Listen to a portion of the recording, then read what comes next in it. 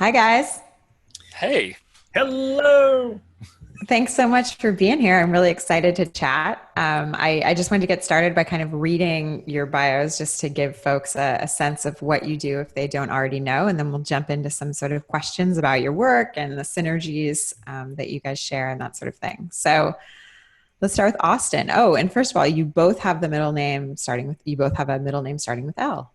Right. there Austin we L. have it. Church. Austin L. Church is a consultant and entrepreneur who helps freelancers, creatives, and executives grow their businesses. Austin is the founder of Wonder Bar, an agency that helps consultants and tech companies to grow their businesses through content marketing. He loves his family, writing, fly fishing, running, Jesus, and of course, unlocking potential. David L. Hancock. David L. Hancock founded Morgan James Publishing in 2003. David has revolutionized book publishing from the author's standpoint. As founder of Morgan James, he was personally selected for Fast Company magazine's Fast 50 for his leadership, creative thinking, significant accomplishments, and his impact on the industry over the last 10 years. David was cited by NASDAQ as one of the world's most prestigious business leaders and named a finalist in the Best Chairman category in the American Business Awards, hailed as the business world's own Oscars by the New York Post. David serves as president of the executive board for Habitat for Humanity Pennsylvania and Greater Williamsburg and as chairman of the board of the National Center for the Prevention of Community Violence. David and his wife, Susan, live in Hampton Roads, Virginia, with their two children, Morgan Renee and Ethan James. So let's start with you, David. I want to hear more about your journey of building what is me too building what is now this big business that you formed with 5 offices in Australia and England, and take me back to 2003 and sort of walk me through how this happened. I tell you what, God's got a sense of humor because I never would have imagined being where I'm at today. But everything that got me here, it was vital to our success today. But I'll go back just a little further beyond 2003 to give you a little perspective. I'll give you the short version, I promise. But I was a banker back in the 90s in Virginia, fat, dumb, and happy, never imagined doing anything else. I mean, they were paying us stupid money. It's no wonder it all crashed and burned in '08, but it was wonderful. But I was competing with 1,000 people that were offering the exact same product and service that I was. Granted, it may have had a different name or something, but it was really hard to stay on top. So I started to study everything from sales and marketing to business to, you name it, I studied it, including discovering something called guerrilla marketing, which you guys probably already well aware of. But ended up becoming friends with the author, Jay Levinson, and ended up hiring him as a coach. And the first thing he told me to do was to write a book, in essence. And I laughed out loud. I couldn't imagine doing anything like that. Who in the world would want to hear what I have to say and what makes me think that I could write a book? But he basically said, hey, I was doing all the right things, but if I wanted to charge more and negotiate less, like who doesn't? And if I wanted to have the people that would never give me the time of day start begging to give me their money or give me their time, and if I wanted the media, and this is the fun part, if I wanted the media to call me on a regular basis when something happened in the banking business, I needed to stand myself apart, more so than just being successful. And the book was one of the most powerful guerrilla marketing weapons in the arsenals of things you could do that he recommended. So I ended up getting the book together, realized I could. He encouraged me, got it published. It was the worst experience in my life, but Wow. I'll explain that. But it worked. I literally doubled my income. And all I really did was just doubled my fees, and nobody negotiated with me anymore. And I literally doubled my income because of that one powerful tool. But the publishing process wasn't fun. It's geared towards more of publishers buying intellectual property and doing with what they want to. But we entrepreneurs often want to be involved in things, or we have our products and we kind of mix in our regular communication that we do and use and sell and speak on into the book. So losing that piece was not fun. But by my 6th book, I was done with publishing. I traditionally published 3, and actually 2 of them were co-authored by Jay, which was amazing. And the other 3 were self-published. And I didn't like that idea. I loved it. I loved being in complete control of everything, and the books were exactly what I wanted. I didn't have to argue whether or not the word internet was still relevant for my book, things like that. But true story, in 99, we released a book called Guerrilla Marketing for Mortgage Brokers. I think it was the 2nd edition.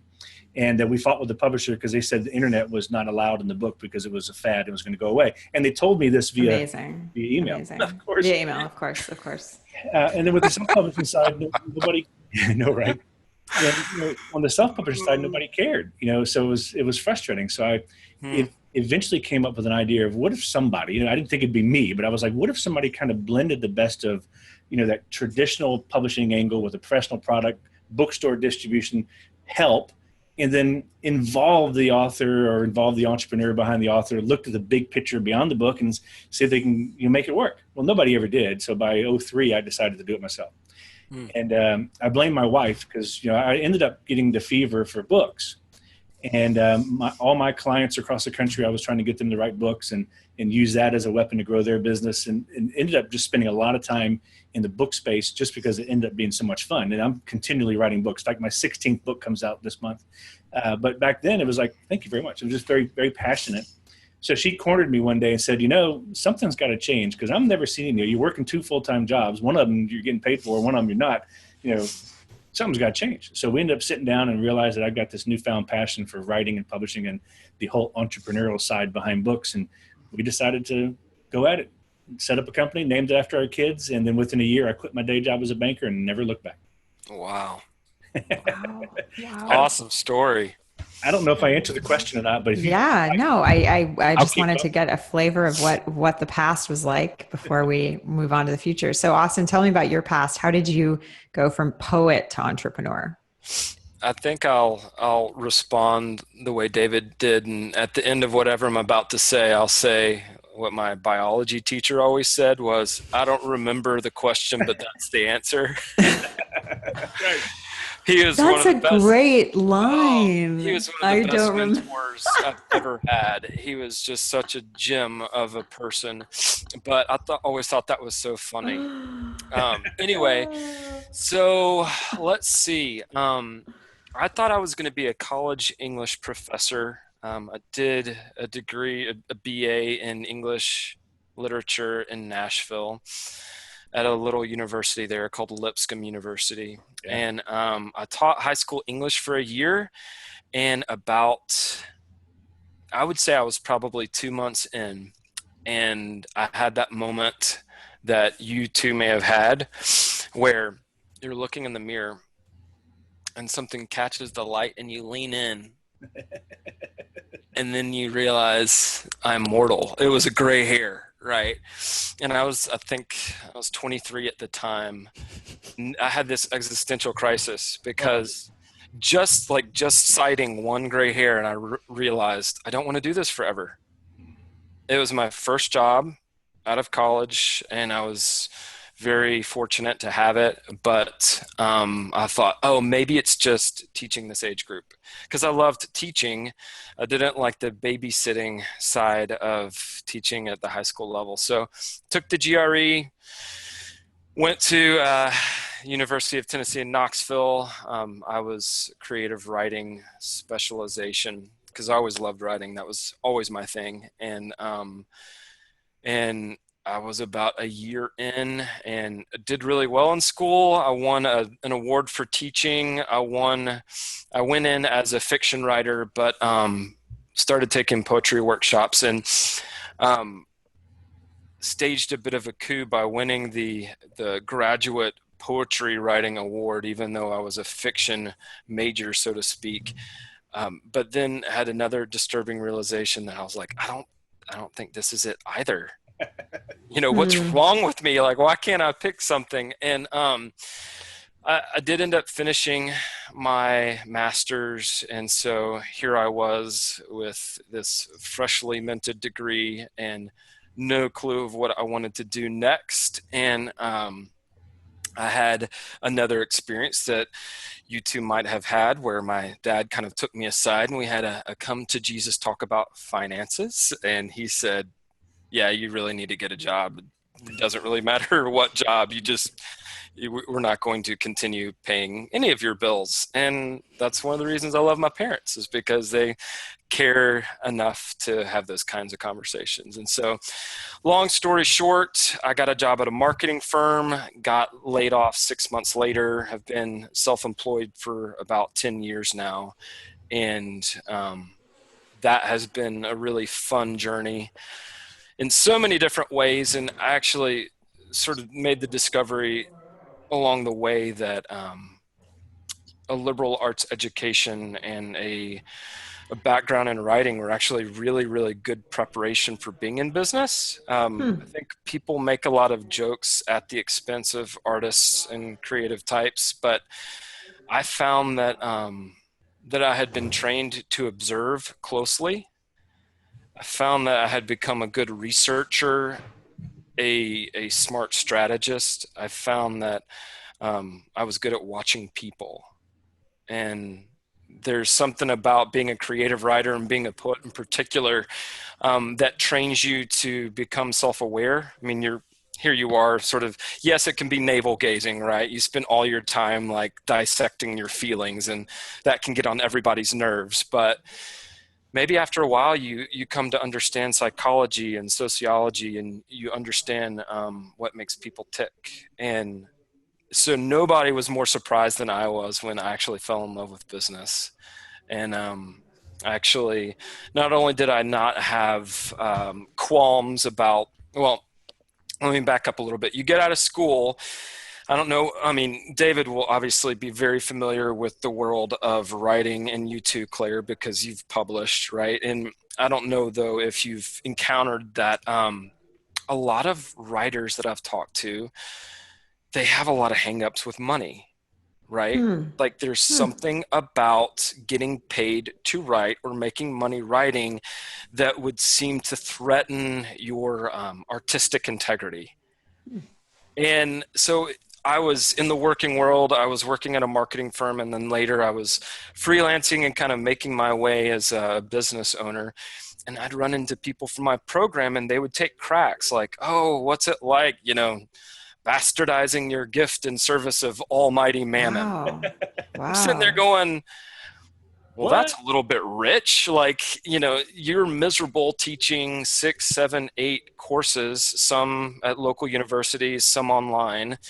You know, uh, how's it going grading hundreds of really crappy essays every single semester? And so there's this weird tension I think a lot of writers feel about actually making money.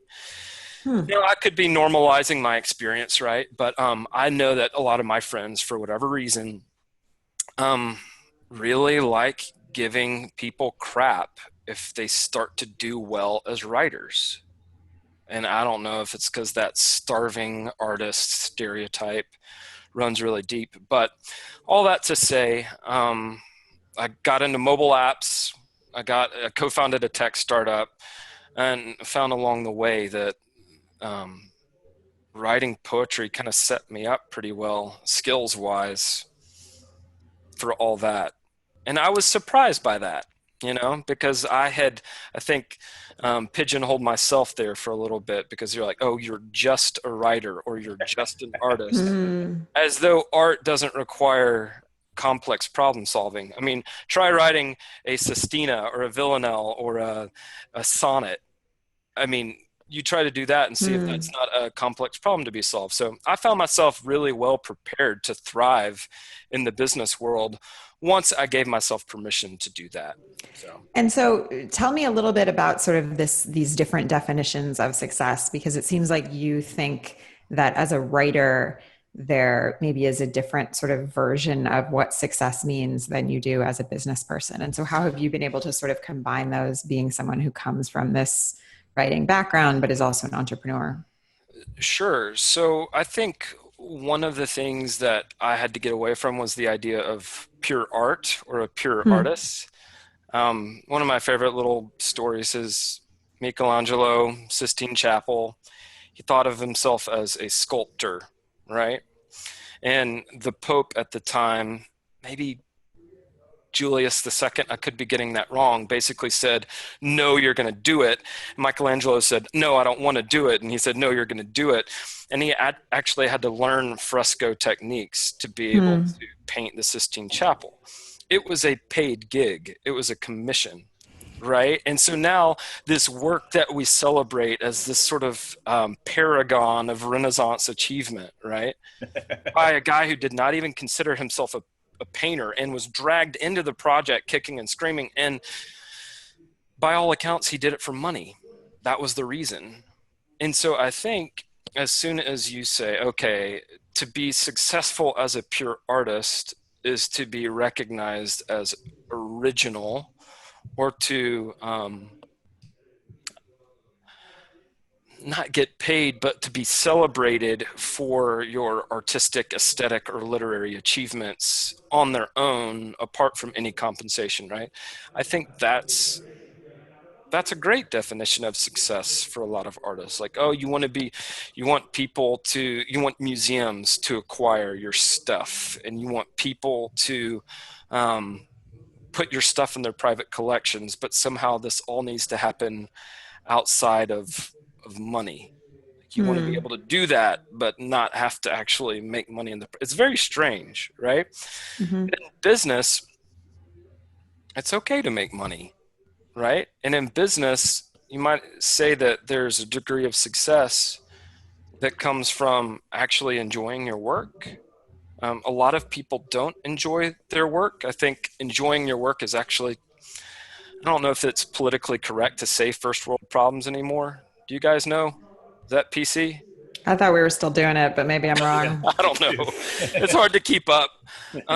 But it's to be able to pursue work that you enjoy and make money doing something that you enjoy is an incredible privilege. Oh my goodness, right? yes. That it is. And because that's true, then I think to enjoy some of your work, maybe not all of it, but some of it. I don't know anybody who really enjoys email, right?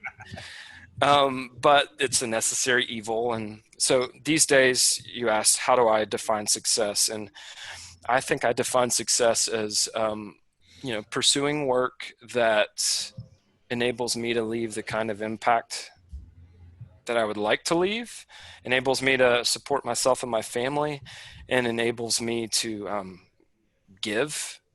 I know I have friends who they feel very constrained because they aren't able to give as much as they want to give. And they burn out, and they think that they're burning out because they're being worked too hard, but it's actually that they don't find purpose and meaning in their work. So I think that's the true source of burnout.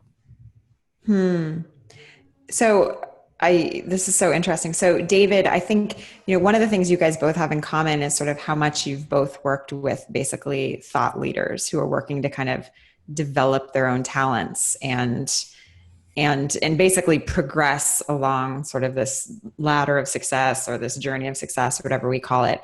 So I'm wondering how you think about success, David, especially kind of as it relates to guiding others to enhance their own success, because it's interesting how you talk about how you writing that first book kind of took you to a new level, at least, financially, right? So what is sort of the way that you help these people who come to you and they already have these successful careers sort of progress, essentially? A lot of it deals with the balance with the work. Obviously, a lot of entrepreneurs just end up wanting more, which is fine as long as they're doing it. If they get too carried away, then we all could fall guilty of that, but we have to try to keep them as humble as possible. My favorite authors are the ones that hit the New York Times, and we've been blessed with 28 hits on the Times, but my favorite ones are the ones that stay the exact same afterwards. But then they can add a little more balance or do more things or engage more or donate more. But for me, I've always defined success, and this is kind of what we coach our authors as well, whether they're up and coming or whether Brenda Burchard was our first #1 New York Times bestseller, and we've had this conversation too. It's balance while attaining the work that is not only satisfying, but having enough money to enjoy the freedom to not worry about it. And of course, ultimately, you have to have good health enough to take it for granted, and family with whom we can give and receive love and support with. Fun that doesn't have to be pursued. That's part of the success. And I think helping others achieve their goals is something that's really rewarding to me. But also existing and having fun every day with work, having work that you can love and enjoy is very important to me. I do it, and I try to instill that in others as well. But all those things are trying to create that balance around why we're here in the first place. We're here for a bigger purpose. We've got to find that purpose, and we've got to be able to have time and money and energy to invest in it, and might as well have fun while doing it. That is success to me. And of course, we're trying to teach that to others. Well said. Thank you. When your authors come to you, David, do you feel that they, my assumption is the authors come to you and they're already very successful, right? So how do you kind of how do you shape that in a way to try to encourage them to find that balance after? Sometimes it's just reminding them that it needs to be there. We often get caught up in the day to day. I mean, gracious, even me, I had gone through almost 10 years of monthly coaching with Jay Levison, the father of guerrilla marketing, the father of balance, and still was working when we started the publishing house almost 24 hours a day, at least 12 hours a day, 9 to 9, if not 7 to midnight, and it's a constant reminder. You've got to be able to be reminded that working in front of email or working every day or working all those times, delegation is important. You just got to be reminded. So I think having those warm conversations, sometimes nudging hard, sometimes nudging gently, is just part of the process. That's good. For us, 80% of our decision is ultimately the purpose and passion behind the authors. So whether they're already super uber successful or whether they're up and coming with a great heart and a great passion, it's still, why are they doing it? What's their end game? What's the real reason? Are they doing it for themselves or are they doing it for others? Are the readers or is the public going to benefit from getting to know them? And then ultimately from an entrepreneur perspective, is there a way to connect that reader with the author so that both lives can grow, that relationship with their fans and followers? That's where the key is. And that's kind of how we narrow down who to work with, whether they're Russell Brunson, who's on his second book with us, just sold 157,000 copies of his book, down to John or Jane Doe, who's got a great passion, who has no platform, but they've got some really good message and they want to get it out there.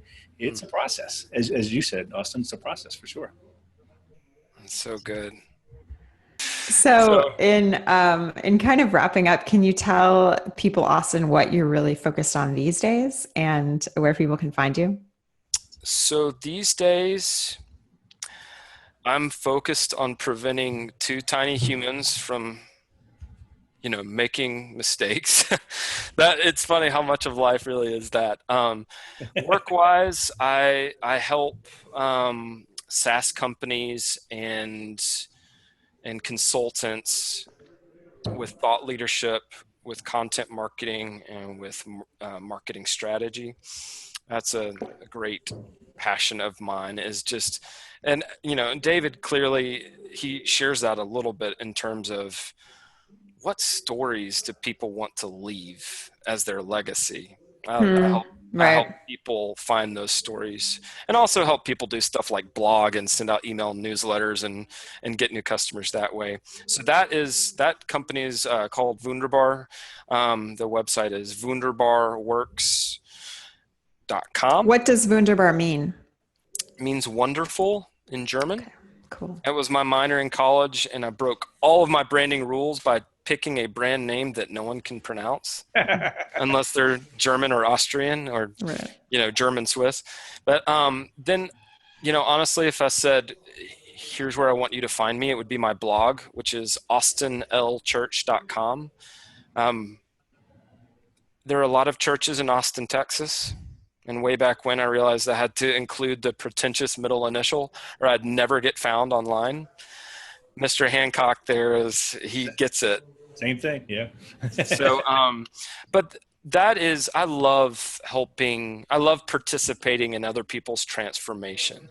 Yeah. And so a lot of what I write about is helping freelance writers and creatives and consultants create the businesses that they actually want instead of just creating new jobs for themselves, which is the mistake that I made early on, where I'm like, my business is booming and I never get to take a real vacation. I've made a critical mistake here. So austinlchurch.com. I'm on Twitter, I'm on Facebook, I'm on LinkedIn. I'm sure I'm other places.